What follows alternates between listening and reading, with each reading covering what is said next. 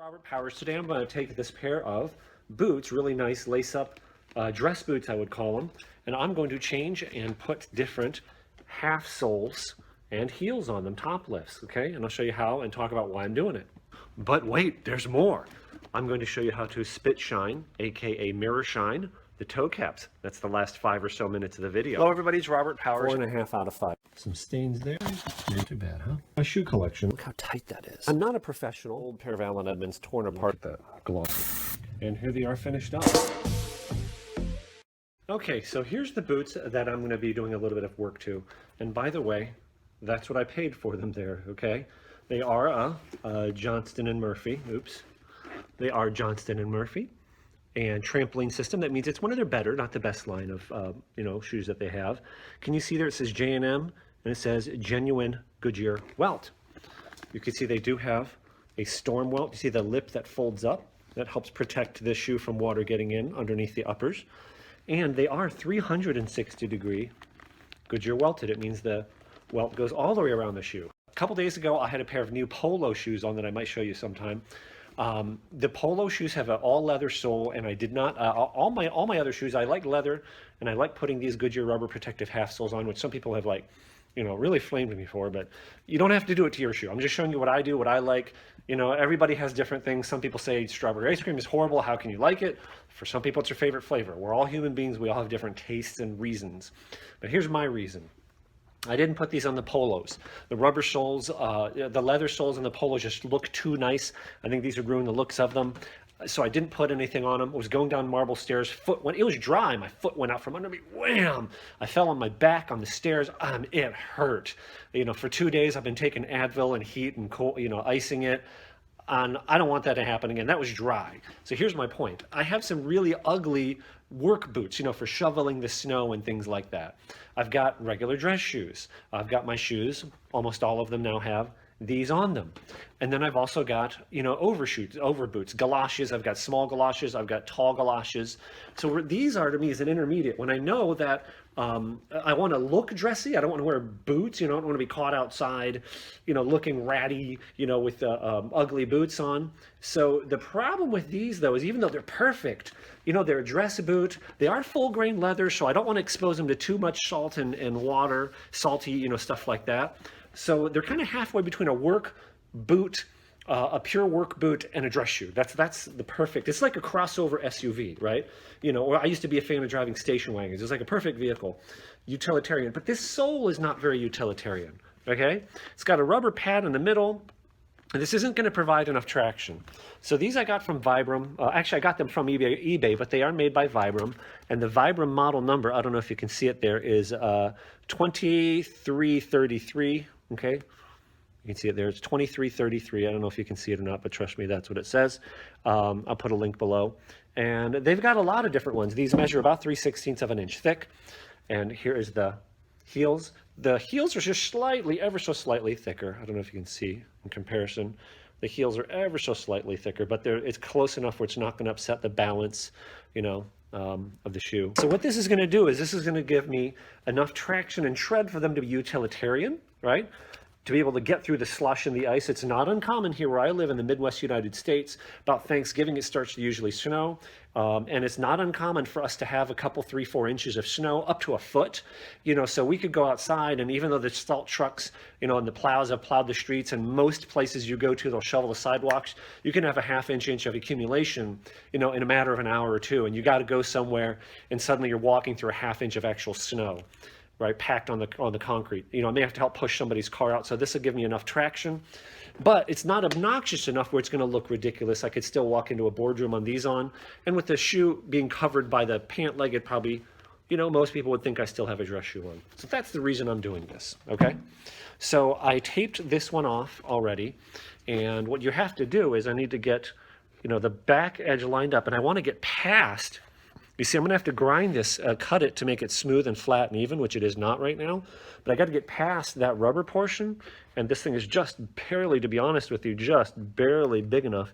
If I line up that back edge, I need to get the correct side, that would help.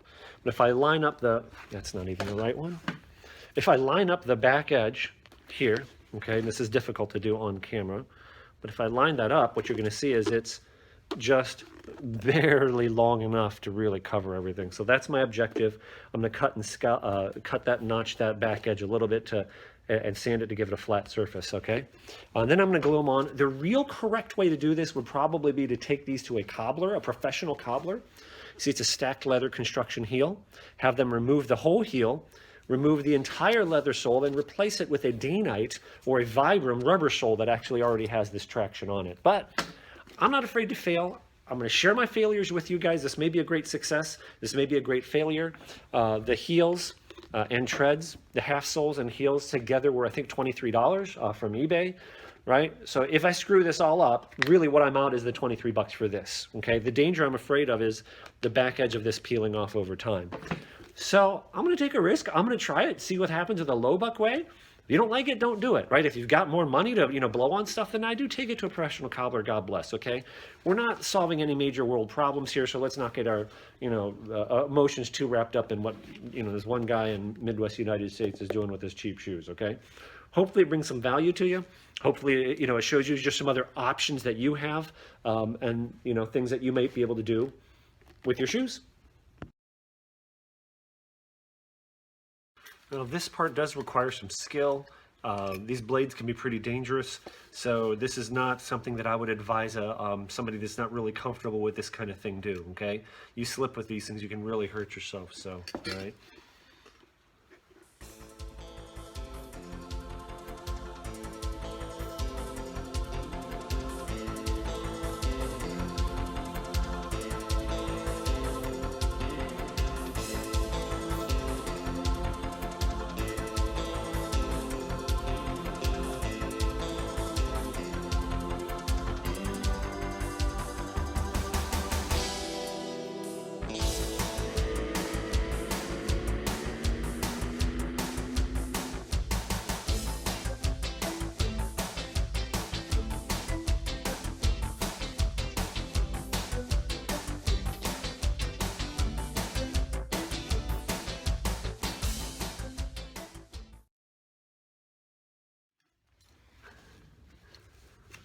So it's not bad.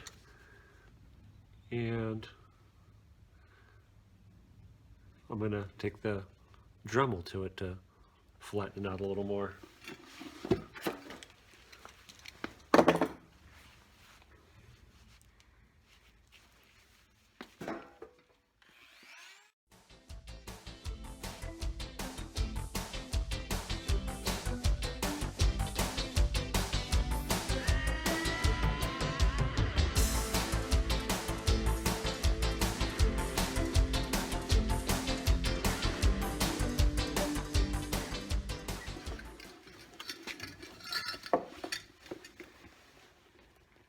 I think that's pretty good. I'm going to take it to the belt sander to finish it off.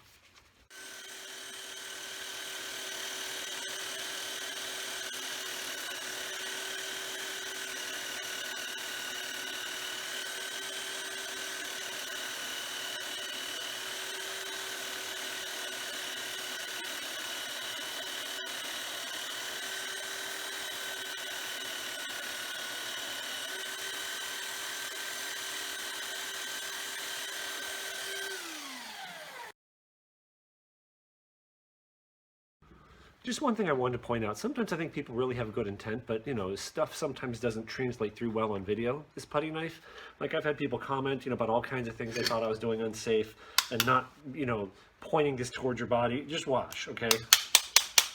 Right? That was one of the comments that, oh, I'm going to slice my leg open. I can't even damage a pair of pants. So, sometimes, people sometimes don't know. So, but the objective here is to remove the top lift. It's almost a shame to remove it. Because it is in really nice condition. There is wear on the corner, but I'm going to obviously put on the one with tread, okay? And this tool, by the way, I got off of Let Go. It's like a Facebook Marketplace app, and I got it off of Let Go for 20 bucks, and basically de-rusted it and painted it, so.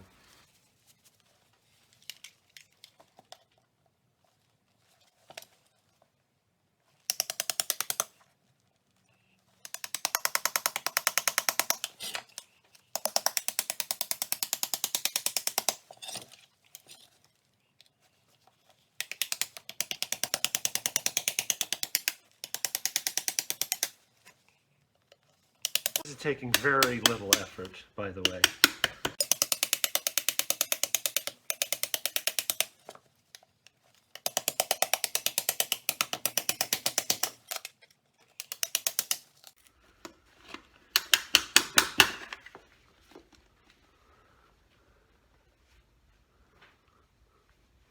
And it kind of almost looks like plywood. I'm not sure what this material is, but it's very common on the Bostonian, Johnston and Murphy shoes. It's got this like plywood-like texture to it, so I need to sand this off. You can see 1, 2, 3, 4, 5, 6, 7 nails. Those nails hold the heel base onto the heel, but this surface needs to be flattened. You can't glue it like that. So I want to make sure I sand it without changing the geometry. I'm going to do next, after sanding this smooth, glue won't adhere to this. See, this is going to go on there really nicely.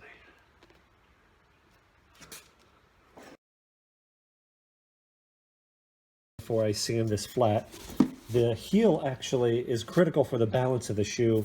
Can you tell from looking at it here? I don't know if you can tell, but this part of the heel here is definitely higher than this part. This is the inside of the shoe, okay? So you're going to see it's higher here, and this angle is pretty critical. You don't ever want the top lift that you're putting on to be a lot thicker. This one is a hair thicker than the old one I'm replacing, but I think will be okay. So what I'm doing is I'm adding thickness to the sole and to the heel both, okay? So we want to basically keep this angle the same.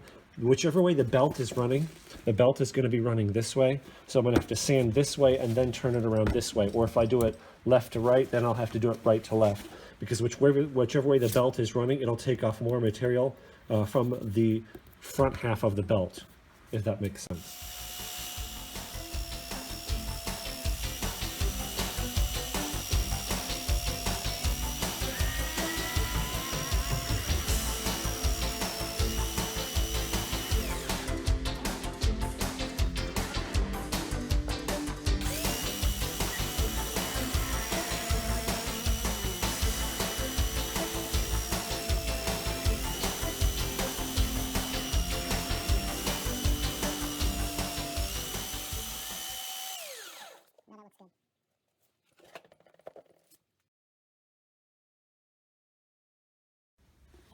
Now at this point I would say both of these are ready.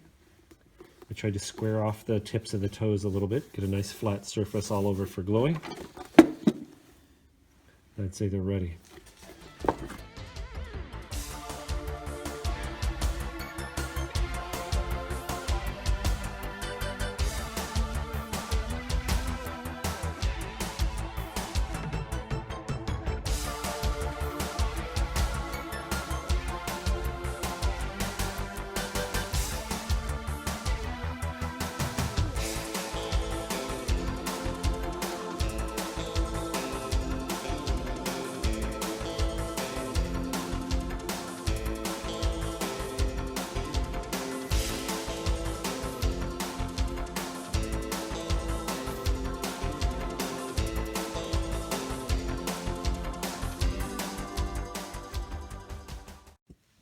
Okay, sometimes, especially if you've ground down the leather, just the way it looks here, it looks kind of dry, and there, and a little bit on the toes. I'm going to put more of the glue on.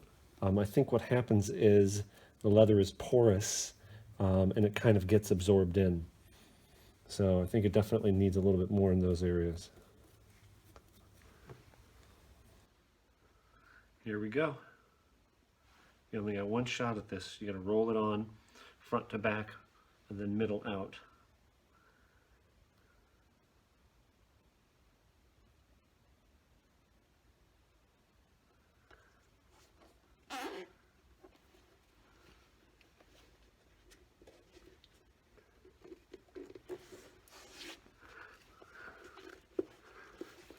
Here's my rubber mallet.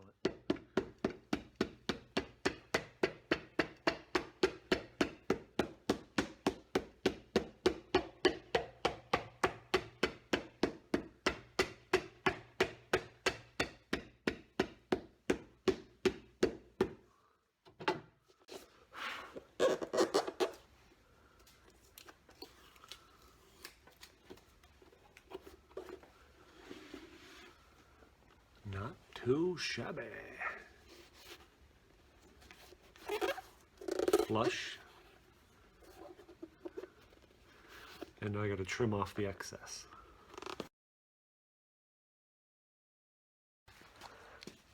And this next part, see the shape of this knife? It's a carpet knife. It's got a hook on the end of it. That's really critical. Without this, a really next step really can't do.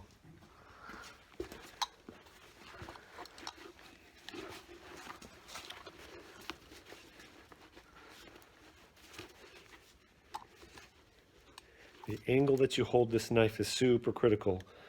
For this, you don't really want it necessarily like 90 degrees to the edge. I'd say about 75 degrees, 80 degrees.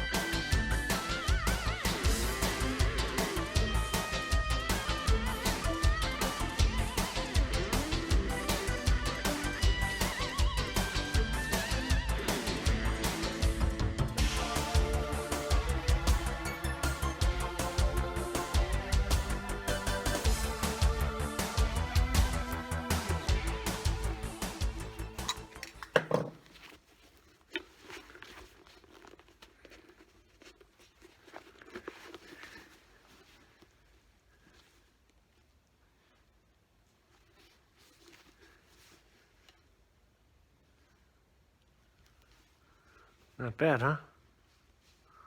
For an amateur?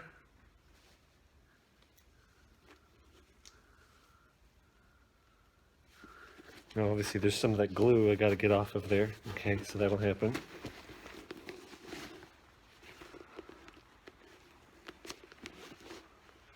It's not perfect on the tip of the toe there, but that's okay.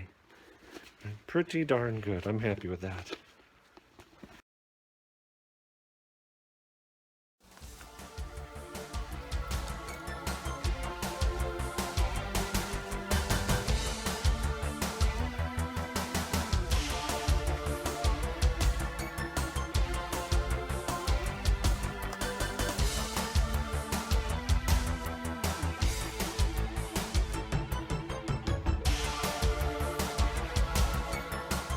One shot at this.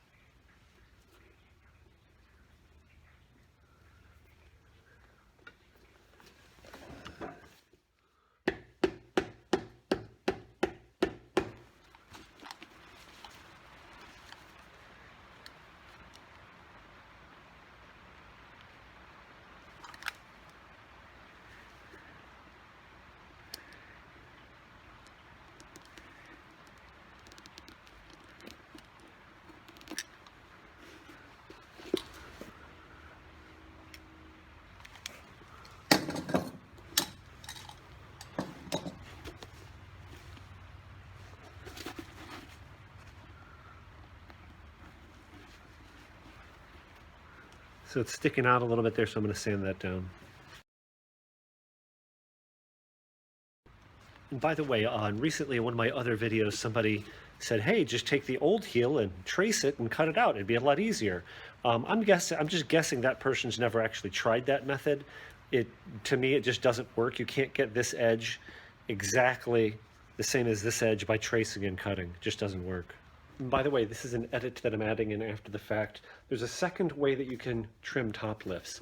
The second way you can do it is when you put a top lift on, if it sticks out past, if it was wider than the heel, then you can take that curved knife I showed and trim it to the exact edge, okay? The reason I didn't do that on this one is I didn't really explain that very well in the video, but in a couple areas, the heel was actually just a hair wider than the top lift. So I really couldn't do that. In other words, if this heel top lift was just like even a 1/4 inch wider, an 1/8 inch wider on either side, I just would have trimmed it to the exact size and not had to sand the heel base. Now, the second reason I sanded the heel base is because the finish on it was really bad and I wanted to sand it off anyway, okay? So take that for whatever it's worth.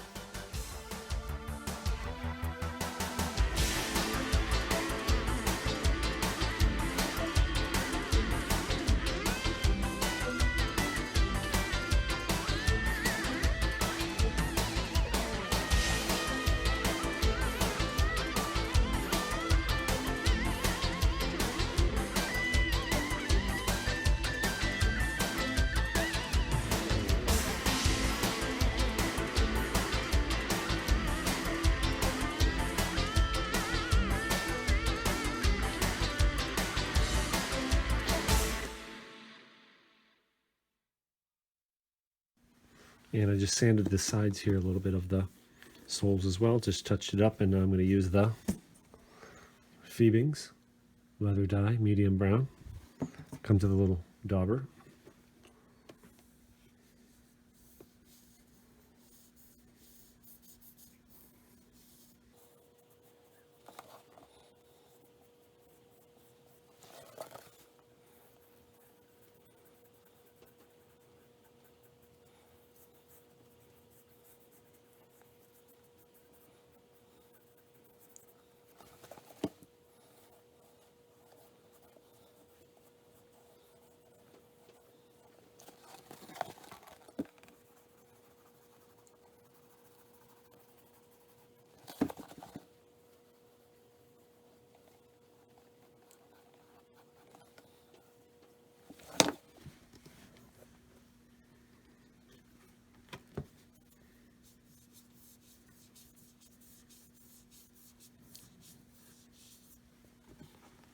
Let that dry and then polish it.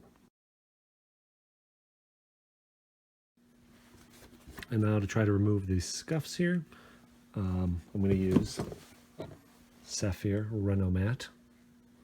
Okay, Sapphire Reno Matte, it's a, I don't know how to describe it. It kind of has like a solvent aspect to it. It's a cleaner, leather cleaner. Smells pretty bad. So, but it does not take off the finish of the leather. It'll take off pretty much everything on top of the leather, but it won't take off the leather dye. So it's less harsh than like an acetone, because acetone or something like that could take off the finish on the leather. It does take some elbow grease. It'll take all the wax off and everything. And I knew this was going to come off because to me it very much looked like a scuff where material is deposited on top of the leather. And it's coming off very nicely.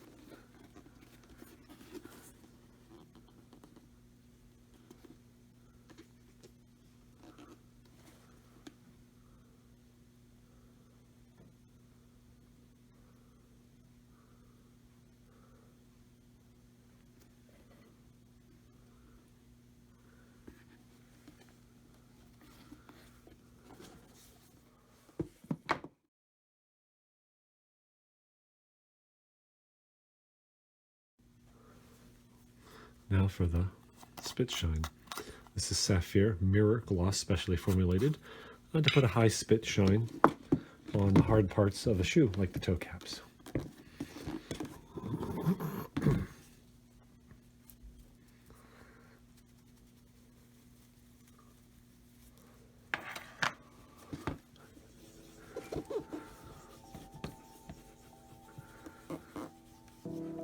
First of all, look at the grain texture. I've shown spit shine in many other videos, but you can see the grain in the texture there. Do you see the bumps on the toe cap? The grain of the leather? Okay. Notice how that changes as the spit shine progresses.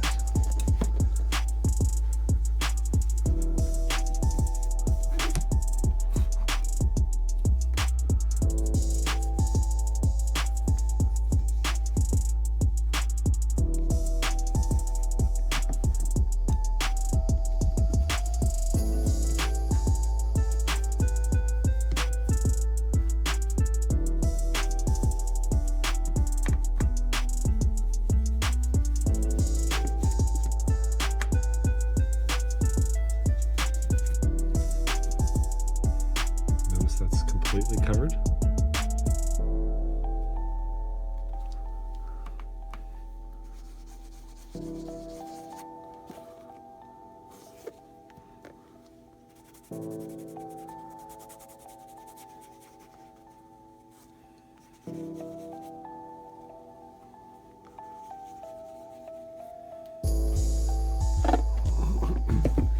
Put that one aside, let it sit up.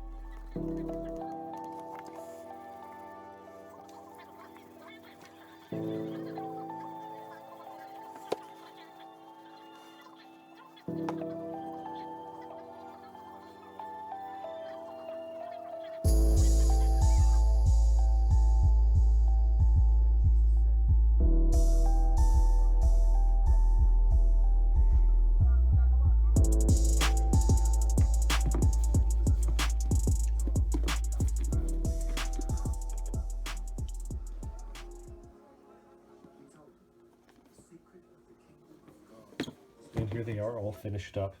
And I did wear them today, so the final analysis, first of all, they are very comfortable, and they have very good padding, not just on the heel, but up in the front of the foot as well. They are pretty generous. My Allen Edmonds 65 last size is 11.5 triple E. These are a 12D, and usually when I run out of room, it's right here in the ball of the foot. They are generous. The only thing I don't like about them, they're long. They make my big feet look even longer. There's quite a bit of extra length in the toe. You can see that toe shape is pretty pointed.